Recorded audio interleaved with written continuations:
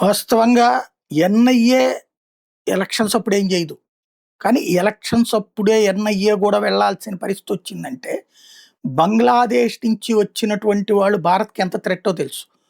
వాళ్ళలో అక్కడున్నటువంటి క్రిమినల్స్ ఇక్కడికొస్తున్నట్లాగే భారతదేశంలో అల్లకల్లోలాలు సృష్టించే క్రిమినల్స్‌కి అది బెంగాల్ అనేటటువంటిది కీ స్థావరం అవుతుంది. అక్కడ ఇలాంటి వాటికి కీ స్థావరం ప్లేస్ ఇప్పుడు ఎన్ఐఏ పరిశీలించడం అన్నటువంటిది సంచలనం సృష్టిస్తోంది. ఎన్ఐఏ తాజాగా రైడ్స్ చేసింది ఎక్కడంటే కోల్‌కత్తాలోని గుల్షన్ కాలనీ. ఆ దేశం మొత్తం మీద అత్యంత ప్రమాదకరమైనటువంటి ప్రదేశం. హాట్ స్పాట్ ఫర్ క్రైమ్ అంటారనమాట. బంగ్లాదేశీలు, రోహింగ్యాలు ఎంటర్ అయ్యేటటువంటి ప్లేస్ అది. వయోలెంట్ ఇన్సిడెంట్స్ జరిగేటటువంటి ప్లేస్. యాంటీ సోషల్ ఎలిమెంట్స్ ఉండేటటువంటి ప్లేసు. అక్కడ స్థావరాలు ఏమున్నాయి? భూగర్భాలు ఏమున్నాయి? ఎలా వస్తున్నారన్న దాని మీద దర్యాప్తు చేస్తోంది.